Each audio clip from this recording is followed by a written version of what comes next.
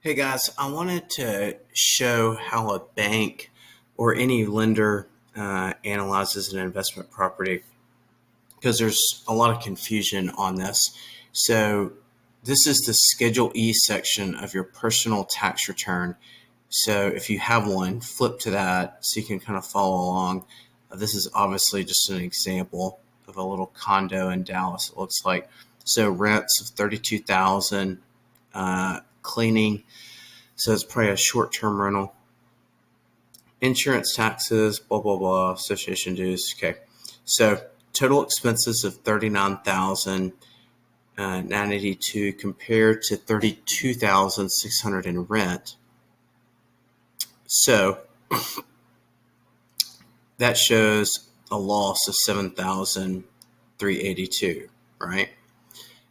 However, you're going to add back, that's just a taxable profit, and in this case, a taxable loss. However, in this case, we're going to add back the depreciation of $7,127, and you also add back the interest to get to the cash flow number that the bank uses to calculate debt service coverage. So when you take that loss right here, add the depreciation, line 18, and then add 12 right here, you actually get to a profit of $7,746. So another faster way, if you have a lot of properties, you can skip down here to the bottom. The summaries of the depreciation and interest are right here, and 23 C and D. So you can add those to this profit or loss number in 21 to get to a quick cash flow number. That's very helpful if you have a lot of properties on your Schedule E.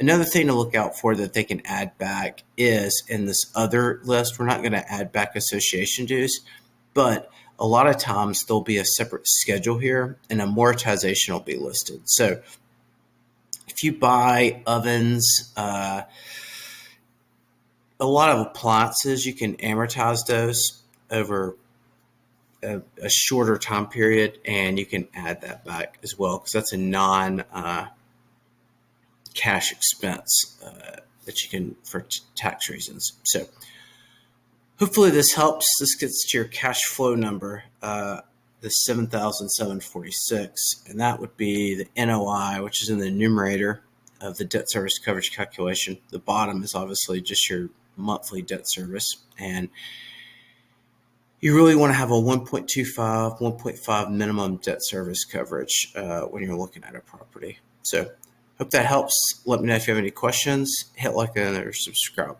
Thanks.